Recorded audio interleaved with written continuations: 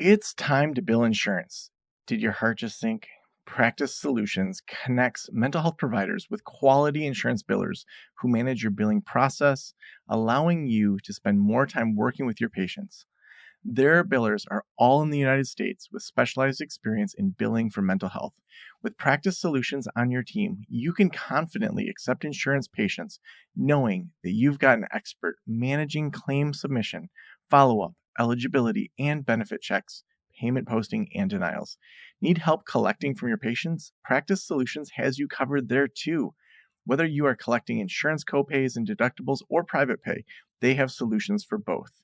Practice Solutions is offering Practice of the Practice podcast listeners a free consultation and 15% off the first 3 months of billing.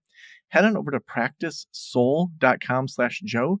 That's practicesol.com/Joe to schedule a consultation to find out which service is right for you and leave your billing worries behind.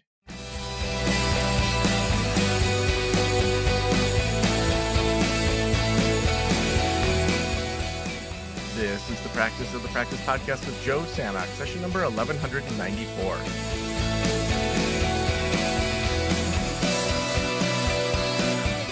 I'm Joe Samak, your host, and welcome to the Practice of the Practice podcast. I am so excited to have you here today.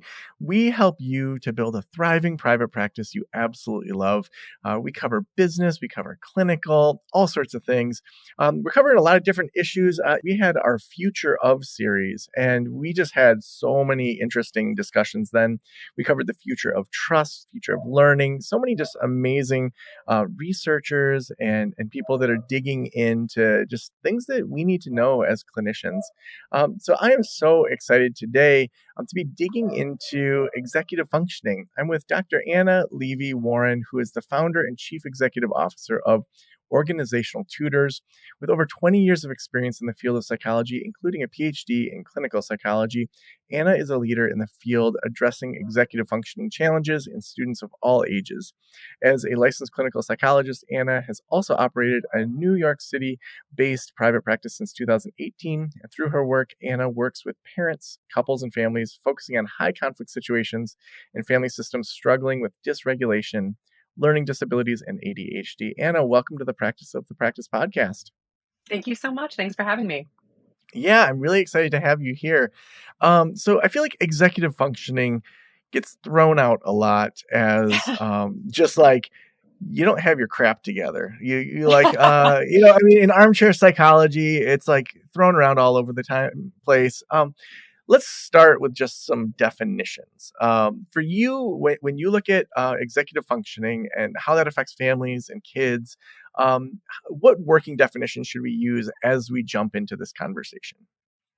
Well, jump into some controversy because there are many different ways of defining executive functioning, but I really like the sort of CEO air traffic control of the brain. It's really an umbrella term for an interrelated set of cognitive processes.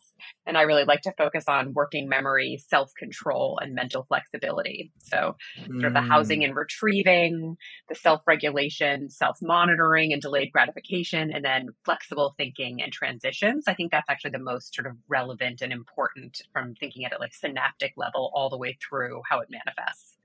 Yeah. So when you see people in your practice, I think let's maybe start with, what are misconceptions? Like, what are areas that therapists or families or students that they just miss, that there's an executive functioning issue going on here? Well, I think one thing that's so tricky about executive functioning challenges is, first of all, when you're sleep deprived, right? I don't know if you've ever been sleep deprived, or you're Mm-hmm. sick, or you're ego depleted, or you're cognitively overloaded. We're all going to struggle with our executive functions. So I think for some people, there's an understanding of, I've had a hard time a couple of times, and then I, come up with a system and suck it up. Like, why don't you? Where, so intermittently, that makes sense. I would say I have pretty strong EF, and I have definitely lost my keys or misplaced my wallet when I'm in one of those spaces, especially, when I have young children running around.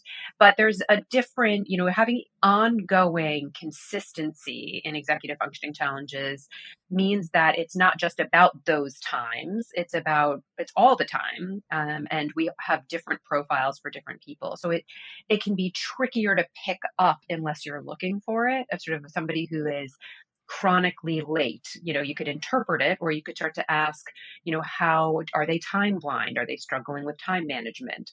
You can think they're struggling to hold on to what we talked about in the session before, is that they have are they blocking it, avoiding it? Is it a defense, depending what modality you're using in language?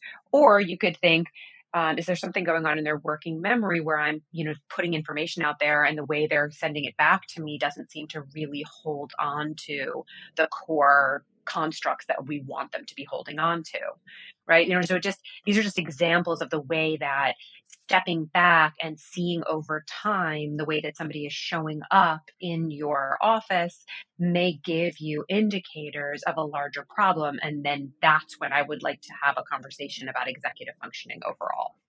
Mm. Now, you kind of started with that a lot of people may not even be looking for that. If you were teaching grad school, or if you were teaching, a whole cohort of therapists to have better executive functioning radar, Mm-hmm. what would you include in that in regards to what they're looking for, or things that they really could kind of have in their head, like, okay, this is what I got to be looking for if I'm thinking maybe executive functioning might be one of the issues here. It's such a good question. I think it's this consistency across keeping like sort of what's important or what's unimportant, right? So that's one of the things that I find really notable, even in conversation. If the person in front of you is picking up on what's important versus what's in leaving behind what's unimportant, or if they can't differentiate. And sometimes that's like a little bit of a trick for me to think, what's going on? I also find that the time management piece is actually one that pops up pretty quickly. There's sort of real challenges around changing the schedule or changing the time, which happens much more often these days, right? Like, can you change our time? And trying to hold on to that information. Or you almost can watch the way that somebody enters their calendar space or doesn't. Is it overwhelming to them? Are they saying, I'm sending myself a text message and then 3 reminders? Or do they have a system in place that in way to help them hold on to the information? I also find that there's a little bit of noticing around self control. Sort of, can they really, a lot of that is actually misunderstood. Can you it's really not focusing on lots of things. So can they leave their phone behind during a session? Can they tuck it under and let it go? Can they not attend to other things and really focus on the things that they want to? Can they inhibit a response? Meaning, like, are they impulsively blurting out, or are you hearing about impulsive blurting out? These are just small examples, but I think there's a way that, and I think as a clinician, and I heard on another episode someone referring to sort of like checking in with your own intuition or body, like your own annoyance at something. I think there's a way as a clinician you can also, or a practitioner in any way, you start to feel a little bit frustrated actually sometimes. Like, you start to notice that there's this way that something isn't working, and you can feel it in your body even before necessarily all the little things pop up. But that's kind of what I look for, is like something isn't coming together the way that I would expect it to. Mm. Yeah, and I know that you have a ton of tools. What are some tools that you'd say are like your go-to? Like, what's your hammer and your like your wrench? Like, what are the tools that like just apply to almost every person in executive function, maybe even every human? Yeah. Um, and Well, then we don't have to. I'm sure you have plenty of ninja tools, your throwing stars and stuff. But like, what are your like go-to tools? And maybe there aren't. Maybe it's depends on the person or the family. But like, are there go-to tools that for you, most people with executive functioning issues are going to get some kind of relief, or some guidance from those tools? yeah, I mean, it's a great question. What I would say is I often get asked, like, which is your favorite? And that's the one that I won't answer because it really is dependent on each individual. But there are some broad strokes. I could give hours and hours of talks, even though no one wants to hear them on the calendar. I think that a relationship with your calendar is one of the most crucial tools that everyone should have at this point. And the reason I call it a relationship is that it is a way that as in families that we can work on this, with individuals we can work on this, in our own relationships with our clients we can work on this. What is the relationship you have with your calendar? Does it feel good to know the beginning, middle, and end of your day? We should all have anchors in our day. We should all have a way that we are seeing and reflecting on our days, our weeks, our months, and our years, and having some way of Mm. integrating that into our practice and into our lives and into our clients' lives, I think is the most important thing. And I um, really get into it, which anyone will tell you. It's like, what color feels like appointments to you? I use red Yeah. because I will never miss my appointments if they're in red. What are my social interactions? Like, are they yellow? Do they make me happy? I really want a relationship to be built with the tool that's going to help you know what you have to do and when you have to do it. And to help, and there's so many little things in the calendar that I could get into, but I think that's the most important one. And then my second one would be a recognition that some people don't internalize time, and so using visual timers like time timers or egg clocks, in the kitchen, that those really help kids and adults who can't see time, can't feel time in their body, because then they can visually see it counting down. Yeah, like for myself, I know that I tend to get really absorbed in whatever I'm doing. So it could be unloading the dishwasher, it could be doing a podcast, it could be doing email.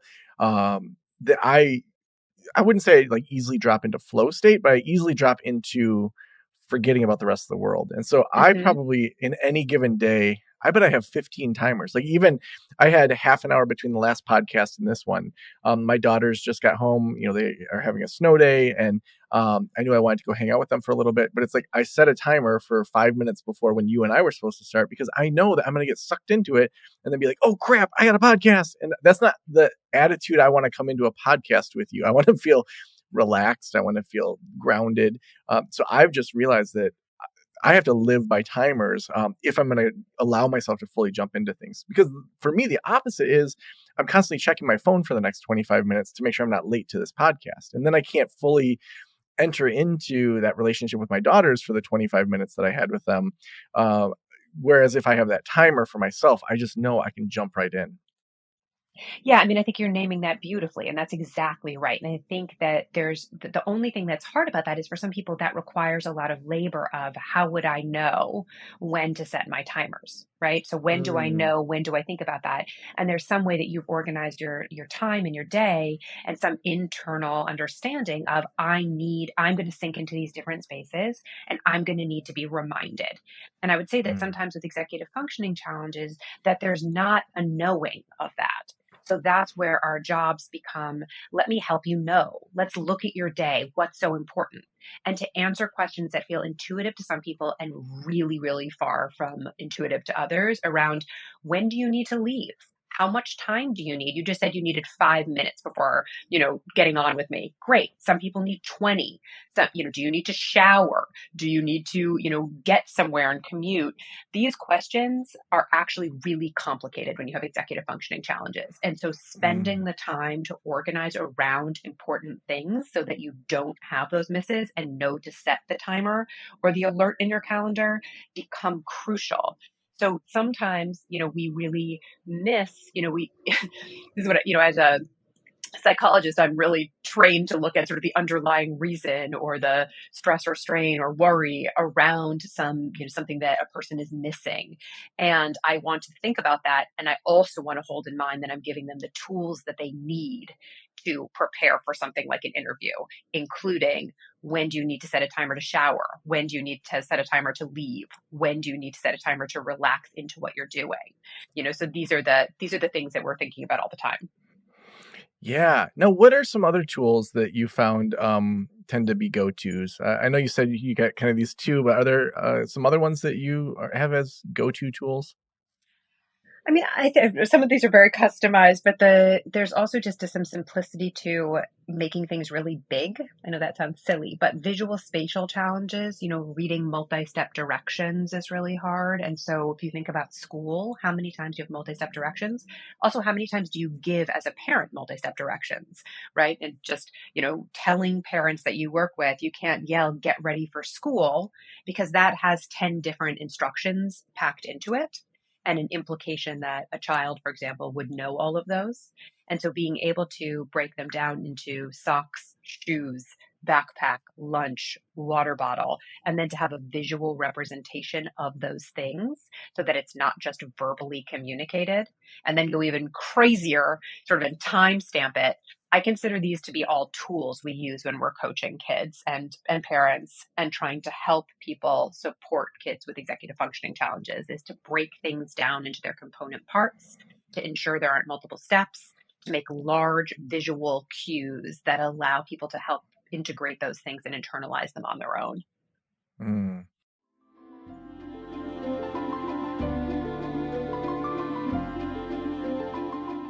As a therapist, I can tell you from experience that having the right EHR is an absolute lifeline. I recommend using therapy notes. They make billing, scheduling, note taking, telehealth, and e prescribe incredibly easy. Best of all, they offer live telephone support that's available 7 days a week. You don't have to take my word for it. Do your own research and see for yourself. Therapy Notes is the #1 highest rated EHR system available today, with a 4.9 out of 5 stars on trustpilot.com and on Google.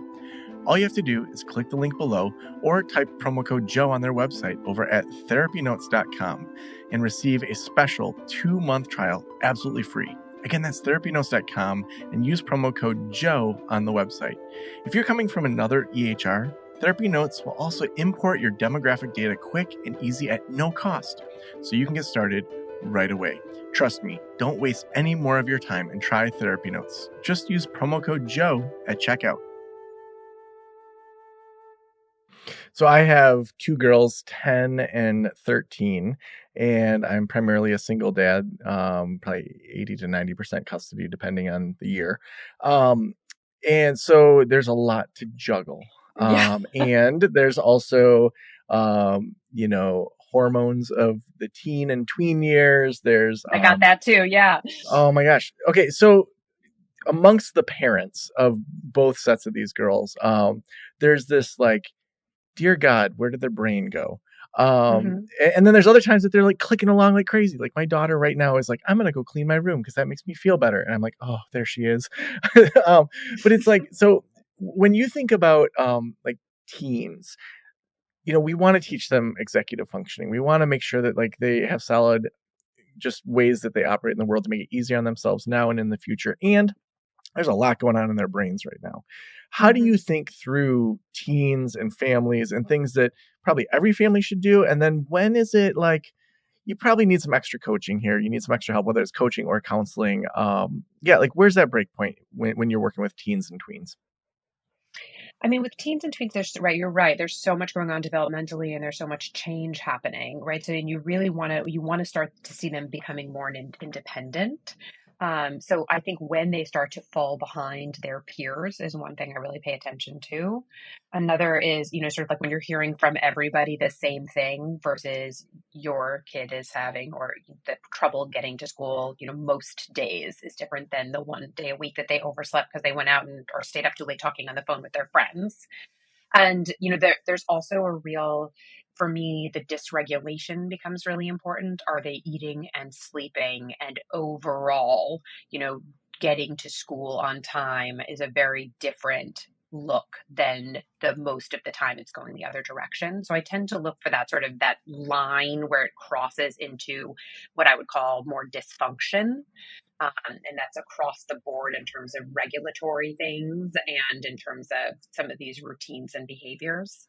I think also, right, with phone use, this is one of the hugest things that comes up right now. And then there's a real intersection with executive functioning here that there's a feeling like I can't put it down, I can't stop versus this is hard, and when I'm reminded, I can do it. So if you're scaffolding and sort of helping in these ways I've named, and that really doesn't do anything, I start to worry and think that something more could come up.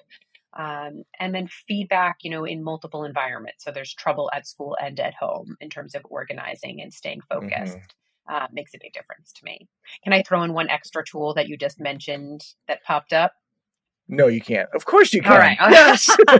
So I think in this moment, we're all with teens struggling so much with phone usage or screen usage. And one of my favorite things to recommend is getting a lockbox with a timer. And instead of taking kids' phones, to ask them to decide when they want to put phones away and to have family time where things are put away. So at our house, there are dinner times where we say everybody puts their phone in a lockbox and we set it for 30 minutes so that no one can access their phones.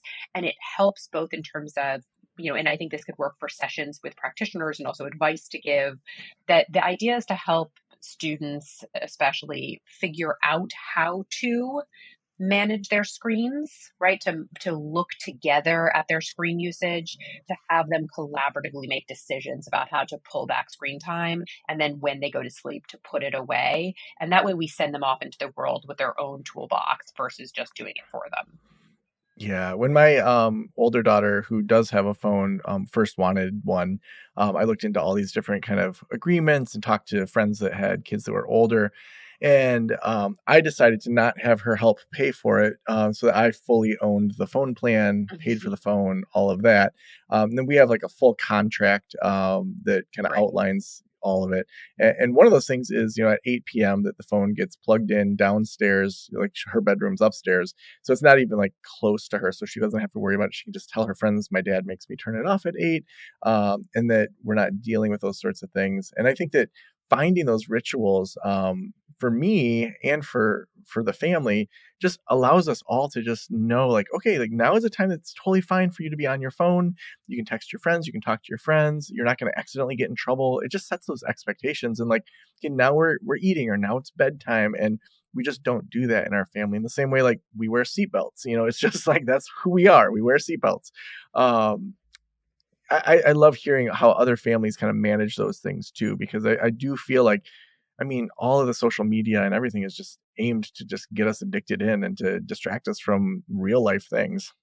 Exactly. Of bottom up versus top down attention. They've done an excellent job. And I love hearing how you're managing it. That sounds great. And what's really hard is when kids have executive functioning challenges, some of these things don't go as well. And that's when you Yeah. really need to lean in. Well, I want to push into that a little bit more, into that kind of defiance or lack of seeing it. Like, and it could be you have a child that doesn't see the problem, you have a partner that doesn't see the problem. It's probably harder and harder the further away someone gets. Like, I think about if adult sibling or a co-parent, like an ex, like that's pretty hard to help change those people just in general, let alone to say, hey, I think Hmm. you have executive functioning. They're not going to necessarily listen to you. But those of you do have some influence, how do you have those conversations if they have a blind spot around, just how much it's affecting the relationships and affecting maybe their ability to just feel grounded, and like they have that blind spot?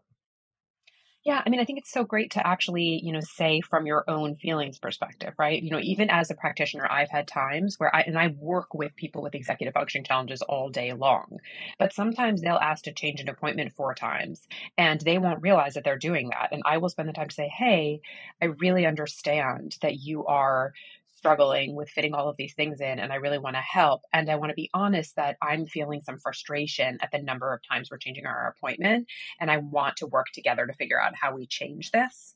So I do tend to start and lead with my own experience so that it's not saying you're doing something wrong. Maybe somebody else wouldn't care, but it really does impact me. And to kind of walk through then very slowly and carefully sort of what happens and then what we can collaboratively do to make a change there. And this is a place where even when I'm working with couples, we will work together to sort of open up calendars and think, how can we do this differently? How do we set this up for success, and to actually have the experience of both people so that the intentions aren't misinterpreted or there isn't strain in it, that we also can really feel at a feelings level the impact of some of these challenges. And that tends to shift from the blind spot. like, well, I don't think I do that. It's like, well, I really understand. Let's go ahead and see over the next week if we look at the number of text exchanges that we're having around this kind of change and really be intentional about it. And then we can reflect on it next week. Mm. Yeah. Yeah. And I think that just that feedback loop, it reminds me of a lot of what we talk about kind of in just the business side of, one tool is the lean manufacturing, which like Toyota and Honda started of plan, do, check, adjust. That it's like, Mhm. yeah, if we're on different pages here, let's plan this out. Here's how I see it. Here's how you see it. We're going to just like let this play out. We're going to check in and then we're going to adjust accordingly. To me, I think that that's just like a model that we could use with all of this. You're one area is that you've grown both counseling and coaching, and I think sometimes um, for therapists and psychologists and people that are licensed, there's this kind of like an arm's length for using the word coaching. There's also sometimes Mhm. a fear of offering both clinical like licensed work and coaching out of fear that like your state board is going to come after you for something. um, Talk to me about the decision to do some of the tutoring and how you did that, how you managed it, how you see them being different and how you see them overlapping. Yeah, let's just dig into that. Yeah, it's such a great, it's definitely something I spent a In the last lot 10 of minutes. time, yeah, talking and thinking about. So, I started doing this because I was doing complex like neuropsych assessments. And then it was like, who's going to implement the findings of these assessments? And sometimes, that have complex learning needs and, building an academic self is something I like to think about your feelings about yourself as a student or as a professional. And then there's one of the main ways I talk about the difference between coaching and therapy is like as a therapist, I'm often looking at the underlying reason or exploring or wanting to think about how are we going to directly change this behavior together. I'm not often looking to try to close down the experience someone is having in these spaces. So if they're struggling with the calendar, I'm not going to say, well, then you should put this away and like focus on this direct goal. I'm often trying to get underneath it.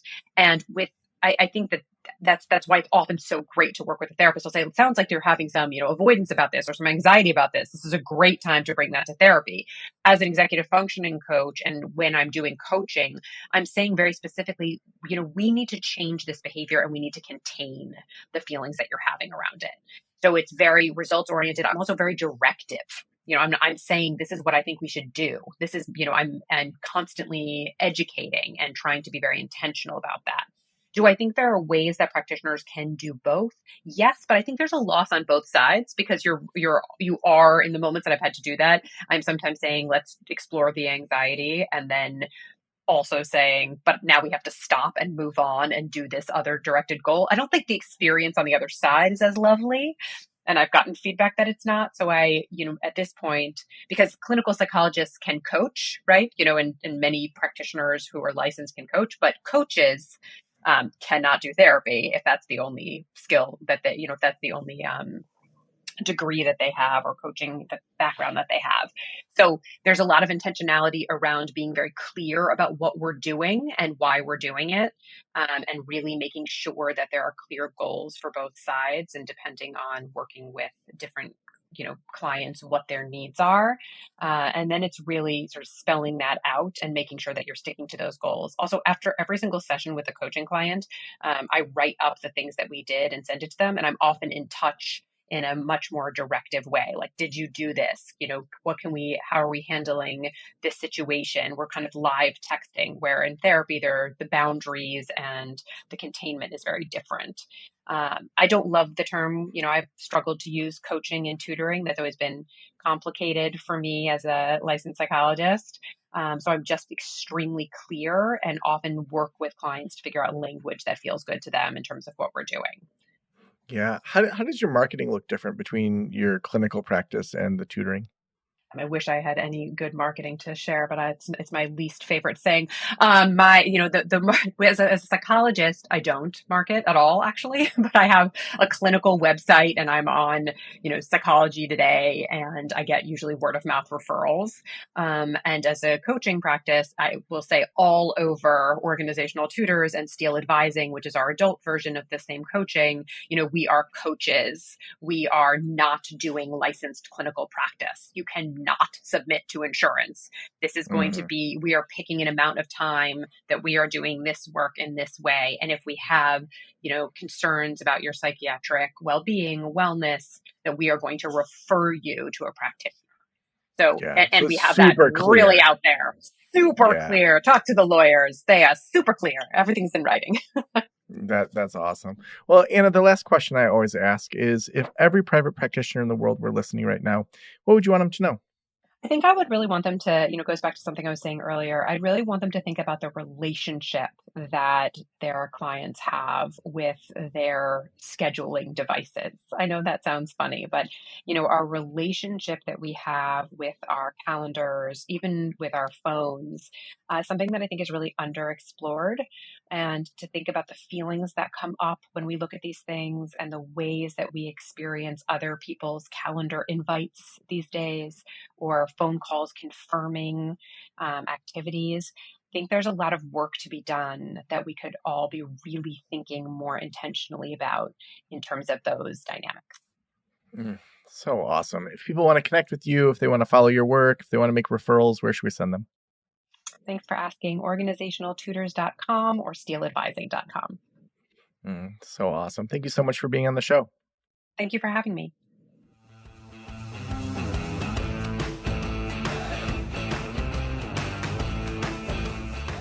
There's one part that Anna said that I want to just kind of underline and highlight. She said she was doing neuropsych evaluations and didn't have someone to refer to for the implementation. So often we think that we need to wait for someone else to create something that we think is good for the world. No matter what type of work you're doing, there's probably something that you could create that would go beyond just your clinical practice. We've often in our membership communities talked about the sandwich approach. If the middle of the sandwich is the therapy, your core product, like what's the bread on each side? Or if you're gluten-free, the gluten-free crackers on each side. So what is something that before someone comes to therapy that would help them? It could be an e-course, it could be a podcast, it could be a retreat. Maybe you help couples that are struggling and you've got something for folks earlier in their relationship. And then the other side of the bread is what are things that you could offer afterwards? What's that ongoing support look like? It might be an ongoing group for people that have graduated from therapy. They don't need to have that level of group, but you meet once a month, or you create some sort of retreat model or a course or other things, maybe some type of coaching. We want to be thinking about creating the thing that we wish was in the world. Does that mean you have to create everything? Of course not. But there's lots of opportunities there, and you have a front row seat to see what your clients actually are asking for. We have something that we often talk about with Audience Building Academy, and that's the 3P process. That when you have an audience, to ask them first, like, what's that pain look like for them? So, for Anna, that pain was they didn't know how to develop their executive functioning in their kids, and there wasn't anyone really to refer to. Next is the product. What would be a product that would help address that pain? And then having conversations with our ideal clients as to what the price would be. And so going through that process, then your clients are the ones that are saying, here's what I want. And so it may start with that you're offering coaching or tutoring, and then it may turn into courses or it may turn into live mastermind groups or other things. But then your actual audience is the one that's telling you where they want to go next. So implement that. If you need any help, come join us in our membership communities over at Practice of the Practice. You'll see all the information about our memberships right there in the drop-down under memberships. We have several different tracks for every single phase of practice, whether you are just getting going, maybe you have a sustainable solo practice, you're starting a group, growing a group, or building an audience. We have a community for you. within that membership. We also couldn't do this show without amazing sponsors like Therapy Notes. Therapy Notes is the best electronic health records out there. They will help you switch over from your current EHR. They also give you 2 months for free or just money off if you use promo code Joe at checkout. They are phenomenal. They help with automated billing. It's going to make it easier to outsource your billing. So many reasons to switch to Therapy Notes. Just head on over to therapynotes.com, read about it, and at checkout, just use promo code Joe. Thank you so much for letting me into your ears and into your brain. Have a great day. I'll talk to you soon. Special thanks to the band Silence is Sexy for that intro music, and this podcast is designed to provide accurate and authoritative information in regard to the subject matter covered. It is given with the understanding that neither the host, the producers, the publishers, or guests are rendering legal, accounting, clinical, or other professional information. If you want a professional, you should find one.